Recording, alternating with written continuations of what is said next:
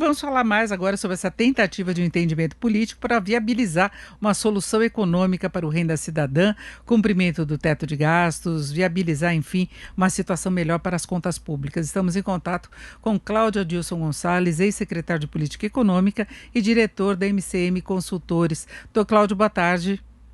Boa tarde, Denise. Mais um prazer estar de novo no seu programa.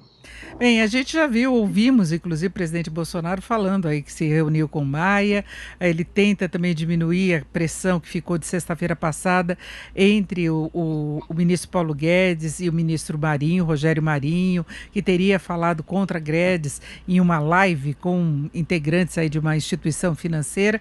Agora, doutor Cláudio, é uma situação bastante difícil do ponto de vista econômico, viabilizar o renda cidadã, tendo que mexer em outras despesas com o orçamento engessado do jeito que é, não é?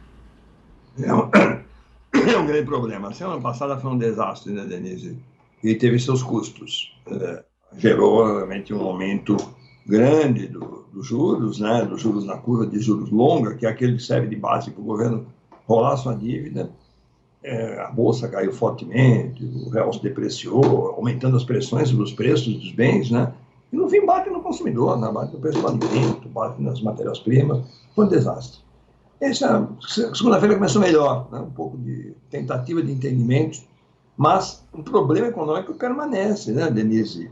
Nós temos, a União tem um orçamento, como você disse bem, totalmente engessado, tem mais ou menos uns 100 bilhões, 110 bilhões de gastos chamados discricionários, que são gastos onde o governo tem gestão de onde gastar, mas em termos, né, desses 100, 110 bilhões, praticamente todo ele não é mais discricionário, porque já estamos nos mínimos necessários para funcionar a máquina pública e também para cumprir desembolso de investimentos já contratados, de obras que estão em andamento, que não se pode parar dessa forma abrupta, né? Tem um pouquinho de recursos para complementar os mínimos obrigatórios de saúde e educação e acabou sem 10 bilhões. Então, não há nenhum espaço orçamentário em 2021 para financiar o Renda Cidadã, ou seja, o nome que se deu ao programa, né? Não há nenhum espaço. Realmente não há onde cortar neste ano. Então, agora uma coisa nós sabemos, o Renda Cidadã vai ser aprovada. Quando o governo, o executivo, quer um programa social, o Congresso não diz não. O custo político disso é muito grande. Então, como se não cabe na despesa, será aprovada a Renda Cidadã.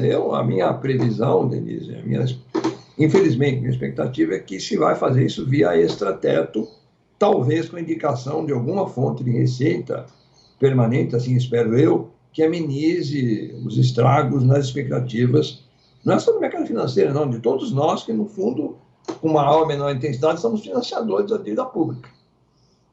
Agora, extrateto significaria se obter outra fonte de renda, e ele não sendo considerado como uma despesa dentro daquele limite, porque o teto de gastos não permite que as despesas cresçam mais do que a inflação do ano anterior.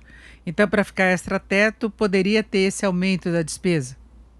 Sim, precisaria de uma emenda constitucional, que já é dispositivo constitucional o teto de gastos, uma emenda constitucional estabelecendo que as despesas com financiamento do programa de Bolsa Família, né? Bolsa Família turbinado, o nome não importa, né? Nós sabemos que hoje o Bolsa Família beneficia cerca de 14 milhões de famílias com um valor médio de menos de R$ 200, 190, 190 e poucos reais.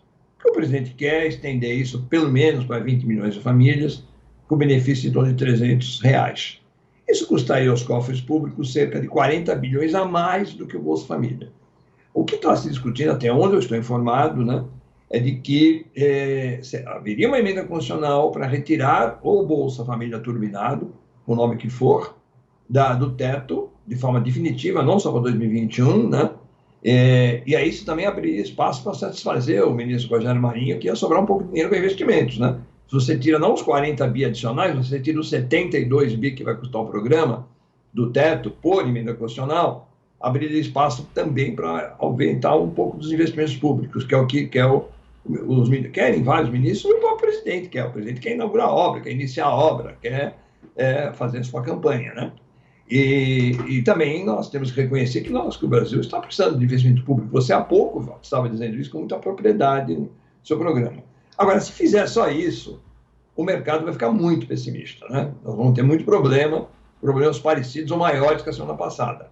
Conjuntamente a uma emenda constitucional que tirasse o programa social de distribuição de renda do teto, precisaria ter uma indicação de fonte de receita, com a majoração de algum tributo, a criação de algum tributo novo, corte de renúncias fiscais, onde já tem, viu, Denise? Precisa ter uma coordenação política eficiente para viabilizar esses recursos. Onde já tem. Nós não temos tempo disso aqui, precisaria de mais tempo, poder indicar várias possibilidades de aumento de receita, e não é CPMF, não, tá? São outras formas de buscar receita.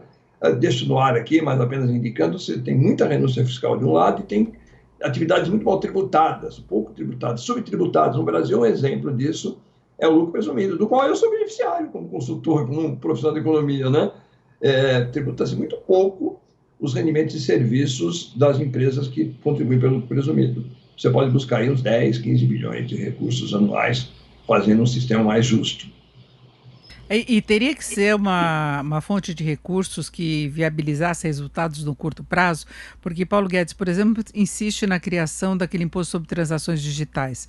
É uma ideia que tem resistência no Congresso, então não seria aprovada de uma hora para outra, não seria aprovada possivelmente até o final do ano. Não é? Tem outras ideias de se mexer também, contribuição, lucros e dividendos. A senhora acha que passaria por aí? E qual o grau de adesão do Congresso, na sua visão, quanto a essa ideia de se colocar como extrateto? Olha, Denise, vamos falar em receita, né? Foi a sua pergunta. Lucros e dividendos, decididamente não. Eu tenho falado disso com parlamentares, que eu faço consultoria, não pelo seguinte... tributar lucros e dividendos tem necessariamente vir junto com redução no imposto de renda sobre pessoa jurídica, o nosso imposto de renda das empresas. As alíquotas de imposto de renda das pessoas jurídicas no Brasil, daquelas que pagam pelo lucro real, que fazem balanço, né, é muito elevada. É 34% na média e chega até 45% no caso dos bancos. Se nós tributarmos lucro de dividendos sem compensar na redução do imposto de pessoa jurídica, é muito ruim para os investimentos. O Brasil não deve seguir esse caminho. Eu diria a você que não passaria na Câmara, pelo menos das pessoas que eu assessoro e que eu conheço bem como pensam.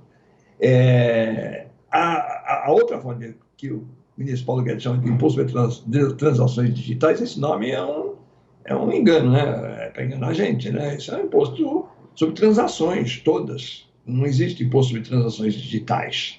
É que grande parte dos pagamentos hoje se faz por home bank, né, por transações digitais, e aí vem esse nome enganoso, porque o presidente proibiu falar em CPMF. Eu acho muito difícil ser esse o caminho, viu, Denise? Tem muita resistência mesmo, principalmente na Câmara, o Senado um pouco menos, ao imposto dessa natureza. Eu volto para aquelas questões que eu respondi na pergunta anterior, né? Redução de benefícios tributários. Vou dar um exemplo para você. Se você tirar a possibilidade de reduzir educação, de deduzir educação e saúde no imposto de renda das pessoas físicas, o governo, nessa redução de educação e saúde do imposto de renda da pessoa física, o governo ele está renunciando a alguma coisa em torno de 20 bilhões de reais no ano que vem. É o que está naquela estimativa do Tesouro para a chamada despesas tributárias. Só aí você tem 20 bilhões. Só um exemplo, não estou dizendo que vai ser esse o caminho, né? Tem muito desgaste na classe média se fazer isso, mas é um caminho, né? Também se está falando hoje daquela possibilidade de, na tributação simplificada, aquele abatimento direto que ocorre também, de se excluir, que é um outro benefício, não é? Pois é, mas isso aí você pega as pessoas de renda mais baixa, né?